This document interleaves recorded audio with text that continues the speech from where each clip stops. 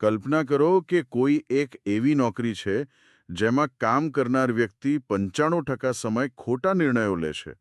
મતલબ કે 100માંથી 95 વાર તે સાવ ખોટો જ હોય. હા, જો કોઈ સામાન્ય પ્રોફેશન હોય ને, અમ, જેમ કે કોઈ એન્જિનિયરિંગ કંપની હોય કે પછી મેડિકલ ફિલ્ડ હોય, તો આવી વ્યક્તિને તરત જ નોકરીમાંથી કાઢી મૂકવામાં આવે. બિલકુલ કાઢી જ મૂકવામાં આવે. પરંતુ આજે આપણે આ ડીપ ડાઇવ સત્રમાં જે ડેટા અને માહિતીનું વિશ્લેષણ કરવા જઈ રહ્યા છીએ ને, તેમાં 95% વખત ખોટા પડવા છતાં એક વ્યક્તિએ લાખો ડોલરની કમાણી કરી હતી. સાંભળવામાં જ કેટલું આશ્ચર્યજનક લાગે છે, નહીં? હા, હું તો એકદમ ચોંકી ગયો હતો. એટલે આજે આપણી પાસે એક અત્યંત રસપ્રદ ટ્રેડિંગ જર્નલ અને જય કોર્પ નામની કંપનીના 2017થી 2024 સુધીના ચાર્ટ્સનો ઐતિહાસિક ડેટા છે. આજના આ સત્રનો મુખ્ય હેતુ બજારના આ ઘોંઘાટમાંથી સ્પષ્ટતા શોધવાનો છે. અને સૌથી રસપ્રદ વાત એ છે કે સામાન્ય રીતે લોકો શેર બજારમાં નફા માટે આવતા હોય છે, પણ આજના ડેટાનો મુખ્ય મંત્ર સાવ વિરોધાભાસી છે. એકદમ વિરોધાભાસી. મંત્ર છે ટ્રેડ ફોર લોસ, એટલે કે નુકસાન માટે ટ્રેડ કરો. ઠીક છે, ચાલો આને વિગતે સમજીએ. બરાબર. જુઓ, આ વિચાર જ ટ્રેડિંગ અને સફળતા વિશેની આપણી પરંપરાગત માન્યતાઓને તોડી નાખે છે, કારણ કે આ સોર્સ મટીરિયલ કોઈ સામાન્ય ટિપ્સ કે રાતોરાત અમીર બનવાની સ્કીમ નથી. ના, એવું કંઈ જ નથી આમાં. તેમાં ઇન્સ્ટિટ્યુશનલ ફૂટપ્રિન્ટ્સ એટલે કે બજારની મોટી નાણાકીય સંસ્થાઓના પગલાંને કેવી રીતે પકડવા તેનું સચોટ માળખું આપેલું છે. અને આ માહિતી માત્ર ચાર્ટ વાંચનારાઓ માટે જ સીમિત નથી. સાચી વાત છે. માહિતીના આ અફાટ સાગરમાંથી કોઈ ચોક્કસ પેટર્ન કેવી રીતે શોધવી અને અફરાતફરી વચ્ચે પણ ગણતરીપૂર્વકનું જોખમ કેવી રીતે લેવું તે શીખવા માંગતી કોઈપણ વ્યક્તિ માટે આ ડેટા એક માસ્ટર ક્લાસ છે. હા, અને જર્નલની શરૂઆતમાં જ એક બહુ મોટો દાવો કરવામાં આવ્યો છે. તેમાં કહ્યું છે કે આખી વ્યૂહરચનાનો પાયો ઇમ્બેલેન્સ એટલે કે અસંતુલન પર ટકેલો છે. બજારમાં મોટા ખેલાડીઓ અસંતુલન ઊભું કરે છે, રાઈટ? એક્ઝેક્ટલી. આ અસંતુલનના મિકેનિઝમને સમજવું ખૂબ જરૂરી છે. સામાન્ય સંજોગોમાં જોઈએ તો બજારમાં ખરીદનાર અને વેચનાર વચ્ચે એક સંતુલન હોય છે, જેથી ભાવ ધીમે ધીમે એક નાની રેન્જમાં ફરતો હોય છે. હા, એટલે કોઈ મોટો ઉછાળો ના આવે. બરાબર. પરંતુ જ્યારે કોઈ મોટી બેંક કે ફંડ હાઉસ કરોડો રૂપિયાનું રોકાણ કરવા મેદાનમાં ઉતરે છે, ત્યારે તેઓ કોઈ નાના રિટેલરની જેમ ચૂપચાપ એન્ટ્રી લઈ શકતા નથી. ઓફકોર્સ, તેમનું ફંડ જ એટલું મોટું હોય છે. હા, તેમના વિશાળ ઓર્ડર્સને કારણે બજારમાં એકાએક માંગનો વિસ્ફોટ થાય છે અને સપ્લાય એટલે કે વેચવાવાળા સાવ ઘટી જાય છે. ઓહ, અચ્છા. આ અચાનક ઊભા થયેલા શૂન્યાવકાશને જ ઇમ્બેલેન્સ કહેવાય છે. અને સમજવા માટે આપણે એક બહુ જ સચોટ ઉદાહરણ લઈ શકીએ. ધારો કે કોઈ જૂની અને દુર્લભ વસ્તુઓની હરાજી ચાલી રહી છે. એકદમ પ્રેક્ટિકલ ઉદાહરણ છે આ. લોકો ધીમે ધીમે 100 રૂપિયા, 200 રૂપિયા એમ બોલી લગાવી રહ્યા છે. ત્યાં અચાનક એક અબજોપતિ રૂમમાં પ્રવેશે છે અને સીધી જ 10 લાખ રૂપિયાની બોલી લગાવે છે. અરે વાહ! જો જંગલમાં હાથી ચાલે ને, તો તેના પગલાં છુપાવી શકાતા નથી. મોટી સંસ્થાઓ હાથી જેવી છે. આખા રૂમમાં સોપો પડી જાય છે. સામે કોઈ બોલી લગાવવાવાળું બચતું નથી. બરાબર. તરત જ પ્રવાહિતા સુકાઈ જાય. આ જ રીતે શેર બજારમાં અચાનક આવેલું મોટું વોલ્યુમ એ પેલા અબજોપતિની બોલી સમાન છે. આ હરાજીનું ઉદાહરણ એકદમ સચોટ છે. અને આ સોર્સ ડેટામાં નોંધવામાં આવ્યું છે કે સમયની સાથે આ અબજોપતિની બોલીના આંકડાઓ કેટલા વિશાળ થઈ ગયા છે. એટલે આંકડાઓમાં ઘણો ફેરફાર થયો છે. હા, બહુ મોટો. ડેટા દર્શાવે છે કે 2018-19ના સમયગાળામાં જે કોર્પ જેવા કોઈ સ્ટોકમાં 50 લાખ શેર્સનું વોલ્યુમ આવે ને, તો તેને સંસ્થાકીય અસંતુલન માનવા માટે પૂરતું ગણાતું હતું. ઓકે, 50 લાખ. પણ પછી 2020-21માં આ આંકડો સીધો 1 કરોડ પર પહોંચી ગયો. વાહ! 2022માં તે 2 કરોડ થયો, 2023માં 3 કરોડ, 24માં 4 કરોડ અને આજ સુધીમાં એટલે કે 2025માં તે 5 થી 10 કરોડના શેરના વોલ્યુમ સુધી પહોંચી ગયો છે. બાપરે! વોલ્યુમમાં આટલો મોટો અને આક્રમક ઉછાળો કેમ આવ્યો? શું માત્ર બજારમાં લોકો વધી ગયા છે તે જ એકમાત્ર કારણ છે? ના, આની પાછળ બજારનું આખું માળખું બદલાયું છે તે જવાબદાર છે. કોવિડ પછી નવા રિટેલ રોકાણકારોનું પૂર આવ્યું, મ્યુચ્યુઅલ ફંડ્સમાં દર મહિને આવતા હજારો કરોડના એસઆઈપી રોકાણો વધ્યા. હા, એ તો છે. અને સૌથી મોટું કારણ છે હાઈ ફ્રીક્વન્સી એલ્ગોરિધમિક ટ્રેડિંગ. આ બધાને કારણે બજારનો સામાન્ય ઘોંઘાટ એટલો વધી ગયો છે કે હવે 50 લાખનું વોલ્યુમ કોઈ મોટી વાત રહી જ નથી.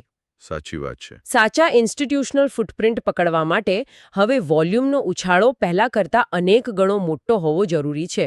અને આ જર્નલની એક બહુ જ વિરોધાભાસી અને આશ્ચર્યજનક વાત એ છે કે જ્યારે આ 5 કે 10 કરોડનું વિશાળ વોલ્યુમ આવે ને અને ચાર્ટ પર એક મોટી લીલી કેન્ડલ બને ત્યારે જર્નલ સ્પષ્ટપણે ત્યાં ખરીદી કરવાની મનાઈ ફરમાવે છે. હા, આમાં સૌથી આશ્ચર્યજનક બાબત આ જ છે. સામાન્ય માનવીય સ્વભાવ તો એવો જ હોય કે ભાવ આટલો ઝડપથી ઉપર જતો હોય એટલે કંઈક ચૂકી જવાના ડરથી લોકો તરત કૂદી પડે. અને આ જ સૌથી મોટી જાળ છે.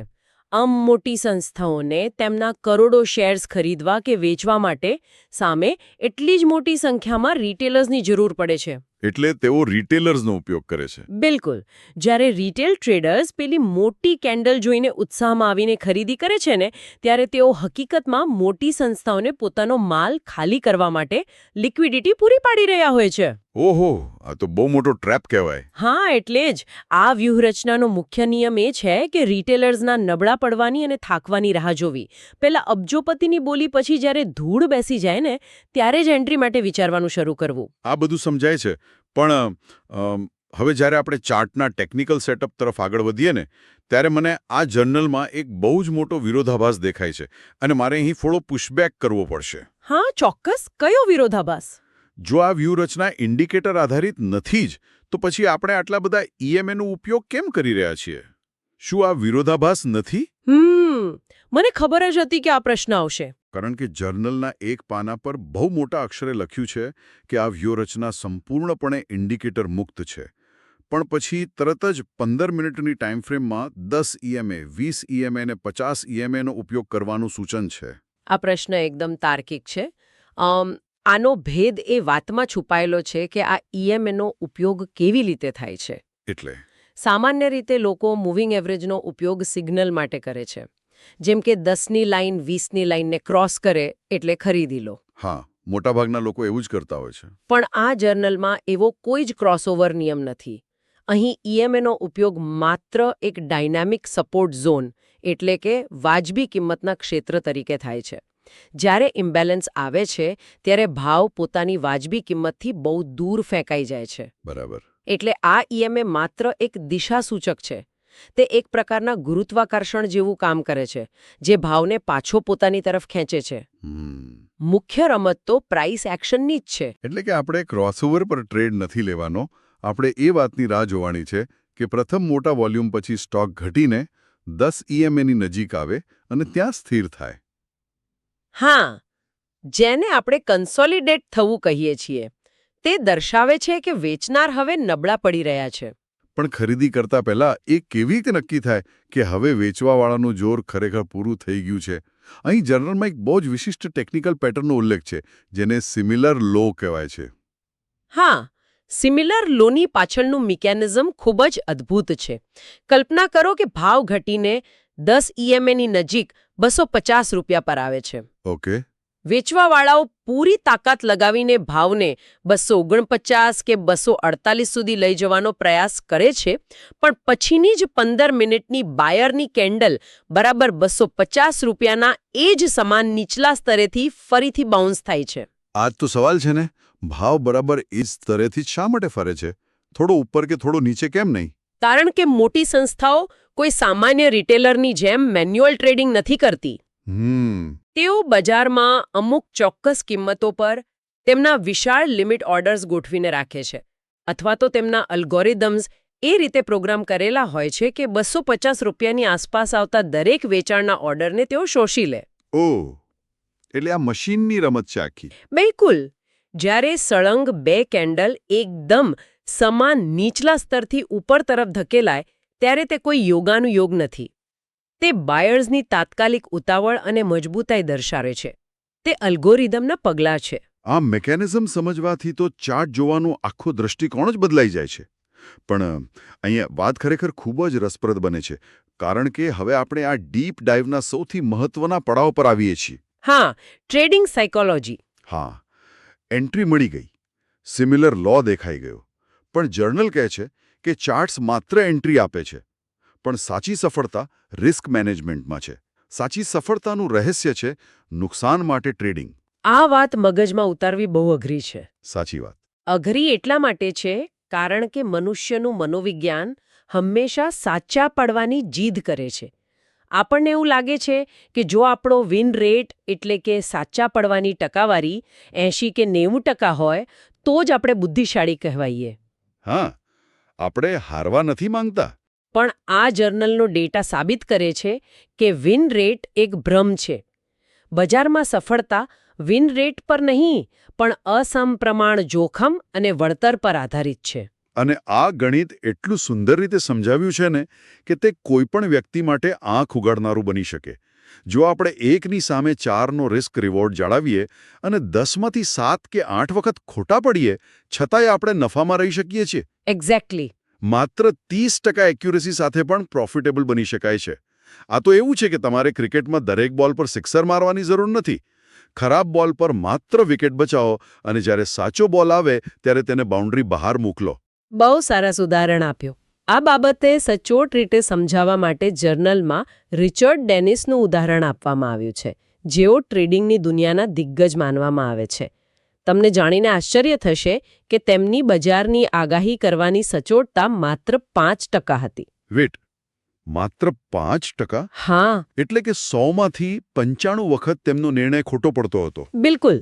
છતાં તેમણે શેર બજારમાંથી લાખો ડોલર કમાયા. અરે વાહ! તેની પાછળનું મિકેનિઝમ એ હતું કે તેમણે તેમના દરેક ટ્રેડમાં નુકસાનની મર્યાદા પોતાની કુલ મૂડીના માત્ર 1% સુધી સીમિત રાખી હતી. જ્યારે તેઓ ખોટા પડતા ત્યારે તેમને સાવ નજીવું નુકસાન થતું. પણ જ્યારે પેલો 5% વાળો સાચો ટ્રેડ હાથમાં આવતો ને ત્યારે તે એટલો લાંબો ચાલતો કે તે બાકીના 95 ખોટા ટ્રેડનું નુકસાન તો સરભર કરતો જ, પણ સાથે મોટો નફો પણ આપી જતો. પણ આ 1ની સામે 4ના ટાર્ગેટને પ્રેક્ટિકલ રીતે અનુસરવું કઈ રીતે? કારણ કે માનવીય મનોવિજ્ઞાન એવું છે કે ટ્રેડમાં થોડો પણ નફો દેખાય એટલે માણસ ગભરાઈને પ્રોફિટ બુક કરી લે છે. હા, આ બહુ સામાન્ય છે. જ્યારે નુકસાન થતું હોય ત્યારે આશામાં બેસી રહે છે, પણ નફામાં ધીરજ ખૂટી જાય છે. જર્નલ આના માટે શું મિકેનિઝમ આપે છે? આ એક બહુ મહત્વનો પ્રશ્ન ઊભો કરે છે. શું આપણે આપણી ખોટી આદતોને કારણે સારા ટ્રેડમાંથી વહેલા નીકળી જઈએ છીએ? આ સમસ્યાના ઉકેલ માટે જર્નલમાં ટ્રેલિંગ સ્ટોપ લોસની એક અત્યંત યાંત્રિક સિસ્ટમ આપી છે. ઓકે, એ કેવી રીતે કામ કરે છે? સિસ્ટમ કહે છે કે જ્યારે ટ્રેડ 1ની સામે 2ના રિસ્ક રિવોર્ડ સુધી પહોંચે ત્યારે તમારો સ્ટોપ લોસ ખસેડીને કોસ્ટ ટુ કોસ્ટ લાવી દો. આ એક જ પગલું મગજમાંથી 90% ડર ગાયબ કરી દે છે. કારણ કે હવે એ ટ્રેડમાં મૂડી ગુમાવવાની કોઈ ગાણિતિક શક્યતા બચતી જ નથી. બરાબર.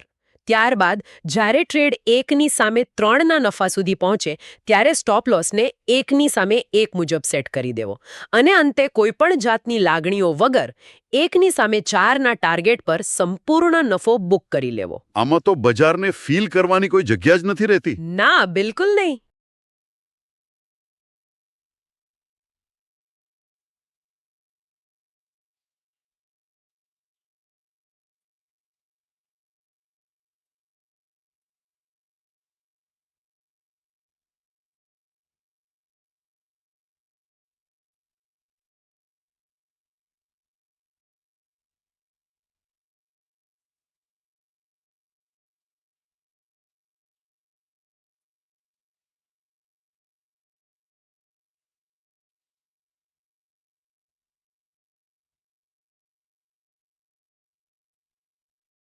પરંતુ વાસ્તવિકતામાં 15 મિનિટના ચાર્ટ પર બેસીને આટલી શાંતિથી કામ કરવું લગભગ અશક્ય છે. ઇન્ટ્રાડે બજારમાં એટલો ઘોંઘાટ હોય છે કે ભલભલાની ધીરજ તૂટી જાય. એટલે જ કદાચ જર્નલમાં ઇન્ટ્રાડે સેટઅપમાંથી બહાર આવીને સ્વિંગ અને પોઝિશનલ ટ્રેડિંગ પર ધ્યાન કેન્દ્રિત કરવાનું કહ્યું છે. હા, જ્યારે બજારનો લાંબા ગાળાનો નજારો અને ટ્રેન્ડ પકડવો હોય ત્યારે બજારના રોજબરોજના ઘોંઘાટને દૂર કરવો પડે. આના માટે જર્નલ સાપ્તાહિક અને માસિક ટાઈમ ફ્રેમ પર હૈકિન આશી કેન્ડલસ્ટિકનો ઉપયોગ કરવાનું સૂચન કરે છે. આ હેકિનાશી કેન્ડલ સામાન્ય કેન્ડલસ્ટિક કરતાં યાંત્રિક રીતે કેવી રીતે અલગ પડે છે? સામાન્ય કેન્ડલસ્ટિક બજારના દરેક નાના ઉતાર ચઢાવને કેપ્ચર કરે છે. તેનાથી ચાર્ટ પર લાલ અને લીલી કેન્ડલ્સનો મોટો જમાવડો થઈ જાય છે. બીજી તરફ હેઇકિન આશિક ગાણિતિક રીતે કિંમતના ઉતાર ચઢાવની સરેરાશ કાઢીને ટ્રેન્ડને એકદમ સ્મૂધ બનાવે છે. હા, એટલે ખોટા સિગ્નલ ના મળે. બરાબર. તે ટ્રેડરને માનસિક શાંતિ આપે છે. સાથે જ તેમાં સુપર ટ્રેન્ડ 1,1 ઇન્ડિકેટરનો પણ યાંત્રિક ઉપયોગ બતાવ્યો છે, જે મોટા ચિત્રમાં માત્ર દિશા નક્કી કરવામાં મદદ કરે છે. તો આ બધાનો અર્થ શું છે? આ બધું જાણ્યા પછી મને સમજાય છે કે શા માટે આ જર્નલના લેખકે જય કોર્પના 29 જેટલા અલગ અલગ તારીખોના ચાર્ટ્સનો આટલો ઊંડો અભ્યાસ કર્યો છે. હા, અને આ બહુ જ રસપ્રદ છે. જો આપણે આ 29 ચાર્ટ્સમાંથી કોઈ એક ચોક્કસ તારીખ ઉઠાવીએ અને જોઈએ કે વાસ્તવમાં ત્યાં શું થયું હતું, તો ચિત્ર વધુ સ્પષ્ટ બનશે. ચાલો આ ડેટામાંથી એક ઉદાહરણ લઈએ. માની લો કે ઓક્ટોબર 2021નો કોઈ એક દિવસ છે. ચાર્ટ બતાવે છે કે છેલ્લા ઘણા અઠવાડિયાઓથી જય કોર્પનો ભાવ સાવ નીરસ રીતે એક જ રેન્જમાં હતો. અચાનક એક મંગળવારે બજાર ખુલતા જ 2.5 કરોડ શેર્સનું તોફાની વોલ્યુમ આવે છે. હવે જો કોઈ સામાન્ય રિટેલ ટ્રેડર હોય ને, તો તે તરત જ એ 2.5 કરોડના વોલ્યુમની લીલી કેન્ડલ જોઈને સૌથી ઊંચા ભાવે ખરીદી લેશે. અને ત્યાંથી જર્નલની રમત શરૂ થાય છે. ડેટા બતાવે છે કે તે મોટી કેન્ડલ પછીના 3 દિવસ સુધી ભાવ ધીમે ધીમે નીચે આવતો જાય છે અને 20 EMAની લાઇન સુધી પહોંચે છે. પેલો રિટેલ ટ્રેડર ગભરાઈને નુકસાનમાં પોતાનો માલ વેચી દે છે. અને ત્યારે જ પેલા અલ્ગોરિધમ્સ એક્ટિવ થાય, બરાબર ને? એક્ઝેક્ટલી. બરાબર. ત્યારે જ ત્યાં 20 EMA પાસે પેલા લિમિટ ઓર્ડર એક્ટિવ થાય છે અને સિમિલર લોની પેટર્ન બને છે. બધું જ સેલિંગ શોષાઈ જાય છે અને બરાબર ચોથા દિવસે સ્ટોક મોટો ગેપઅપ ઓપન થઈને 40%ની જંગી રેલીની શરૂઆત કરે છે. અને આ કોઈ કાલ્પનિક વાર્તા નથી. આ પેટર્ન જર્નલમાં જયકોર્પના ચાર્ટ પર 29 વખત ડોક્યુમેન્ટ કરવામાં આવી છે. પણ મારો પ્રશ્ન એ છે કે એક જ પેટર્નને વારંવાર જોવાથી શું ફાયદો? આટલી હદ સુધીના પ્રેક્ટિસની જરૂર શું છે? આની પાછળ પ્રેક્ટિસનું અને અર્ધજાગ્રત મનનું મનોવિજ્ઞાન છુપાયેલું છે. જ્યારે માણસ લાઈવ માર્કેટમાં ટ્રેડ કરે છે ત્યારે તણાવને લીધે મગજ ફાઇટ ઓર ફ્લાઇટ એટલે કે લડો યા ભાગો મોડમાં જતું રહે છે. હા, ડર લાગવા માંડે. પરંતુ જ્યારે કોઈ ટ્રેડરે એક જ પેટર્નને ભૂતકાળના ડેટામાં 29 કે 100 વખત જોઈ હોય ત્યારે આંખો ટ્રેન થાય છે. તે એક પરિચિત વાતાવરણ બની જાય છે. બરાબર છે. પરિણામે ભવિષ્યમાં જ્યારે આવી પેટર્ન બને ત્યારે કોઈ પણ ડર વગર ટ્રેડ લઈ શકાય છે. ટ્રેડર રોબોટની જેમ માત્ર 1%નું જોખમ લઈ યાંત્રિક રીતે કામ કરી શકે છે. આ ખરેખર અદ્ભુત છે. જો આપણે આજના આ શાનદાર ડીપ ડાઇવ સત્રનો નિચોડ કાઢવો હોય ને, તો એ સ્પષ્ટ છે કે બજાર એ કોઈ એવી પઝલ નથી જેને એક પરફેક્ટ ઇન્ડિકેટર શોધીને ઉકેલી શકાય. સાચી વાત. શેર બજારને હરાવવાની ચાવી એ નથી કે આપણે દર વખતે સાચા પડીએ, પરંતુ ચાવી એ છે કે જ્યારે ખોટા પડીએ ત્યારે બજારને નાનું નુકસાન આપીએ અને સાચા પડીએ ત્યારે એકની સામે 4 જેટલો મોટો નફો લઈએ. જો આપણે આને મોટા ચિત્ર સાથે જોડીએ ને, તો જર્નલનું એક બહુ જ ગહન વાક્ય યાદ આવે છે. તેમાં સ્પષ્ટ લખ્યું છે કે ચાર્ટનું કામ માત્ર એન્ટ્રી આપ્યા પછી પૂરું થઈ જાય છે. હા, એન્ટ્રી પછી ચાર્ટનું કોઈ કામ નહીં. હા, એ પછીની આખી રમત સંપૂર્ણપણે આંતરિક છે. તે પોતાના ડરનું સંચાલન છે, પોતાની લાલચને કાબૂમાં રાખવાની કળા છે. અને આ વાક્ય આપણને એક બહુ જ ઉત્તેજક અને થોડા અસ્વસ્થ કરી મૂકે તેવા વિચાર તરફ દોરી જાય છે. કયો વિચાર? જો બધી જ ગેમ એન્ટ્રી લીધા પછીના રિસ્ક મેનેજમેન્ટની અને નાના નુકસાનને સ્વીકારી લેવાની જ છે, તો શું આપણે આપણો મોટાભાગનો સમય બજારને પ્રિડિક્ટ કરવામાં, એટલે કે ભવિષ્યવાણી કરવામાં વેડફી રહ્યા છીએ, જ્યારે કે અસલી મહેનત તો આપણા પોતાના મગજ અને લાગણીઓને કંટ્રોલ કરવામાં કરવાની જરૂર છે? આ ખરેખર બહુ ઊંડો વિચાર છે. હા, આ એક એવો વિચાર છે જે ભવિષ્યમાં કોઈ પણ નવો નિર્ણય લેતા પહેલા ચોક્કસ મગજમાં ઘૂમતો રહેશે. આજના આ ડીપ ડાઇવ સત્ર માટે બસ આટલું જ.